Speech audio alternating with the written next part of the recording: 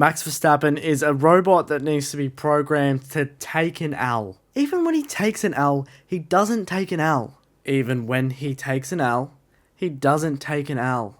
The Miami Grand Prix was shambles, says half of Twitter.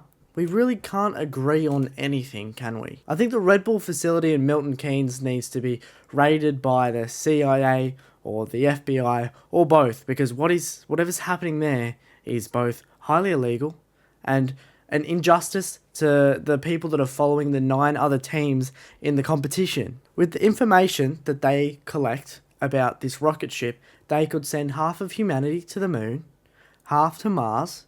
They could live there for generations and generations, and maybe these humans will evolve and grow up to agree on a fucking decision or an outcome or a race in Formula 1.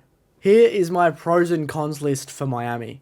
The pros, I would say, are the overtakes. I would say the pros are the driver intros. Another pro, Max Verstappen fighting through the entire field to collect first place. How about another pro? Martin Brundle being ignored by super famous celebrities on the grid walk. Okay, the pros are out the way. Let's get to the cons. The first one would probably be the overtakes. The second one, driver intros. Of course, can't forget the driver intros. Number 3, how about Max Verstappen fighting through the entire field to collect first place? And I need 4. Let's think of a 4th one. Oh yeah, Martin Brundle being ignored by super famous celebrities on the grid walk. Make up your mind, people. This kind of begs the question, what does make an exciting race?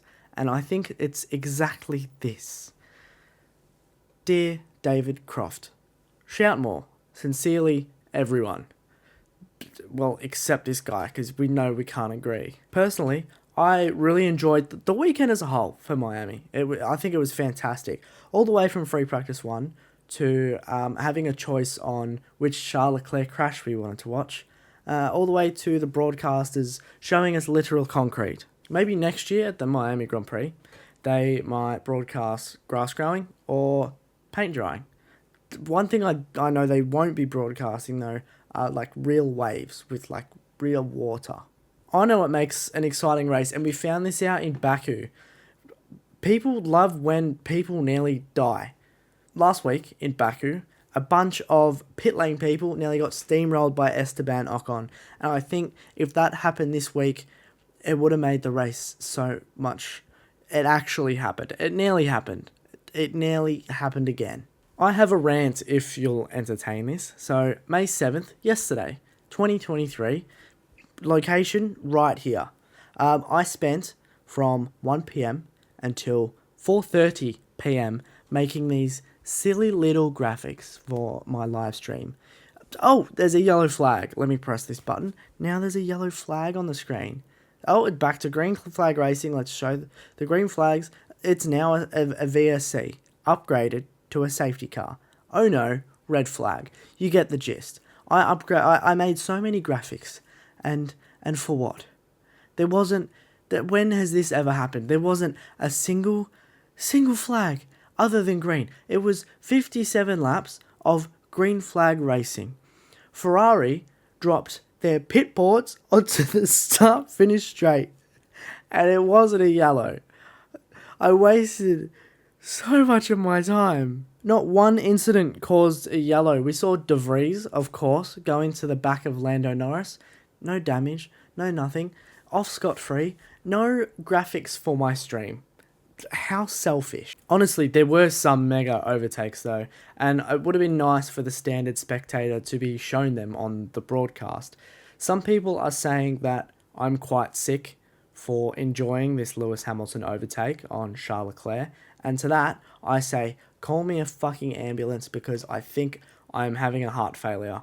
That's how sick I am. Here are some of my favourite headlines that if I was a news anchor or journalist, that I would have printed these headlines. Florida man wears "I don't want to be here" t-shirt, finishes last. Monaco man crashes twice, only to have 1,300 thirst traps made about him. Cleveland man watches cars go around in circles, says it reminds him of boxing. What? What? This part right now, genuinely, it is sincere, I promise. Watching Charles Leclerc in a title fight is madness and everything I've wanted to see ever. It's just a shame that he's not in this one. However, he's really doing his best to make it exciting. So for that, hats off, Charles. Well done, man.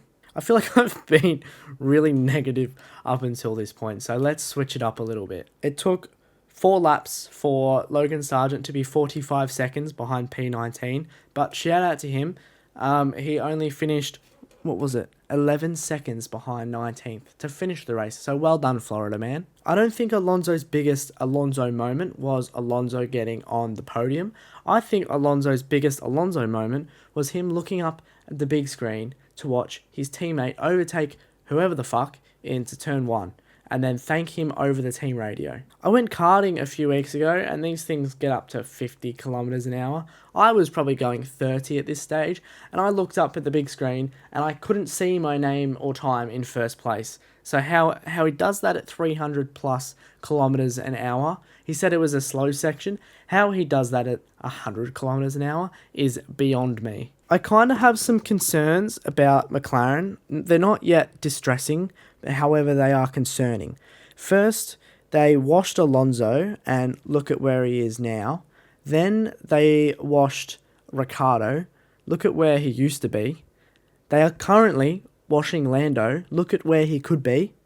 And they're about to wash Piastri.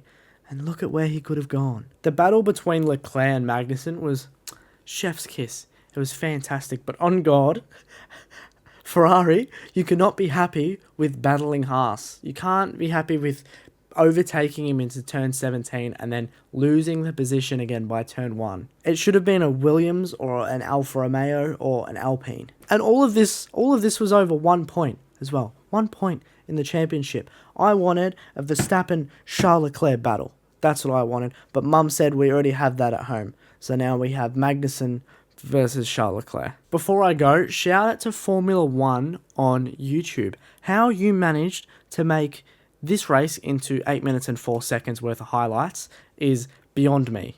If you ever need a guy to, let's say you have an assignment and you need someone to fill the word count because you know you're not going to make it, this is the guy. Hit him up on Twitter. How he does it is beyond me. He's like ChatGPT in real life. I should probably mention that, yes, I am a merch whore and I'm wearing a Miami F1 jumper. How fancy. Can I tell you why I bought this jumper?